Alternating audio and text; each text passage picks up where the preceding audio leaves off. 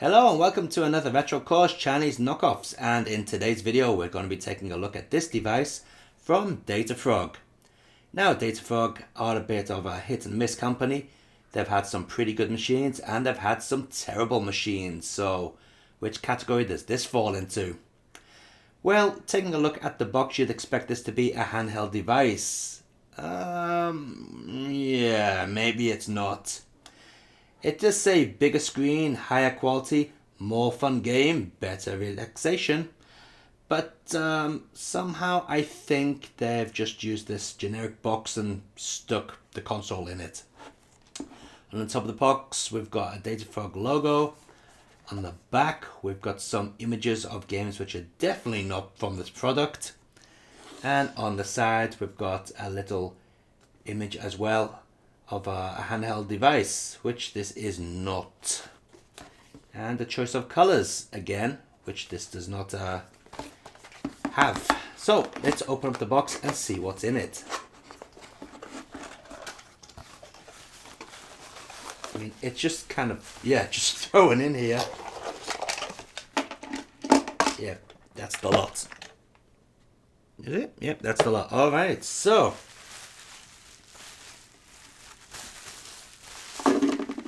this is the device.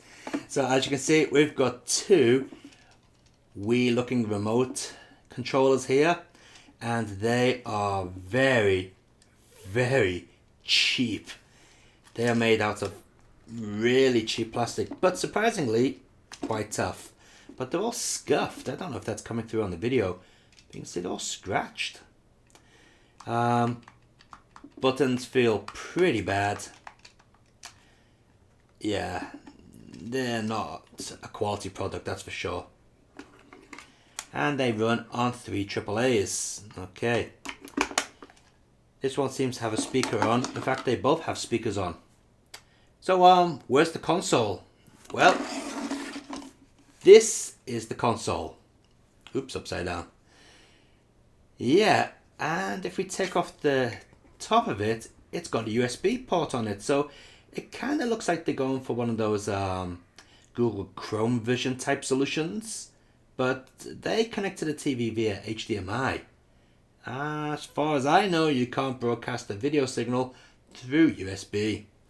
And also, if we take off this Datafrog logo sticker, we'll see it's actually got something else written underneath that. Now, I can't read Chinese, but if any of the viewers watching in 4K can see that, yeah, please let us know what it says. Is that the name of a different company? So yeah, it's pretty nondescript, this thing. We've got an SD card slot here, and on the back we've got what seems to be a video out slot. And I'm kind of worried because this didn't come with any video out cables. So I'm going to have to find some from another Chinese knockoff console. Okay, well, let's connect this thing up to the TV first without the SD card slot being filled and see what's actually on this. I'm guessing it's going to be a Famicom clone. It's going to be, isn't it? So here's the console connected to a USB power socket, and we've connected it up to the FrameMeister so we can do a direct video capture. Let's check it out. So upon inserting the batteries into the controller, they automatically sync up with the little console. So at least that's a bonus point. There's no messing about with, sync switches or anything like that. It's all automatic. And running through these menus here, I can actually say that there's no lag. I mean, maybe there's a tiny bit of lag, but I certainly can't notice it. Okay, so let's take a look at one of the games in action. And of course we're going to start off with Contra. So let's take a look at Contra 1. Nope. We're starting at stage 2.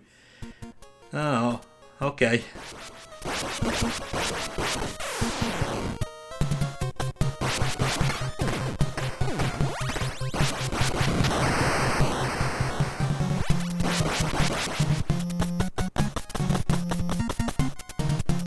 Yeah, nothing unusual there, just typical Contra. So pressing the start and the A button will reset the machine. Let's take a look at Contra 7. What's this all about?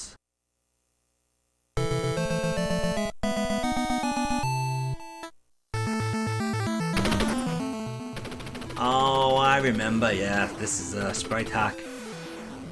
Yeah, I've seen this one before. Not bad actually.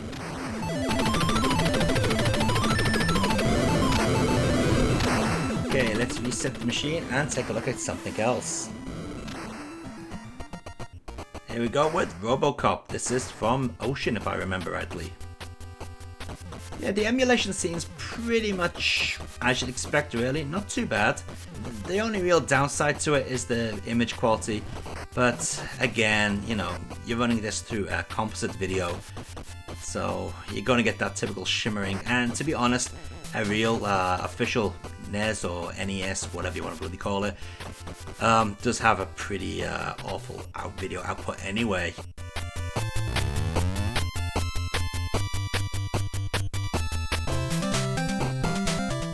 One of my favourites here on the old Nintendo, this is Snow Brothers, a pretty good port for the machine. Let's see if this works okay. The vibrant colours may clash a little, but yeah, it's yeah, seems to be running perfectly fine.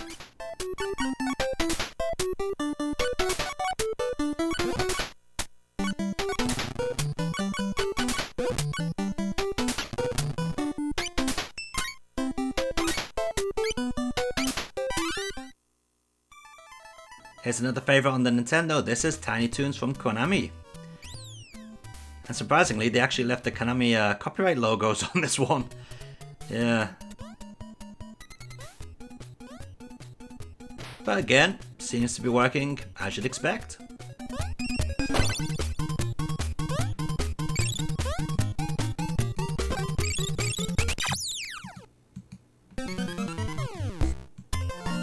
Bubble Bobble 2 here with no copyright on the title screen whatsoever.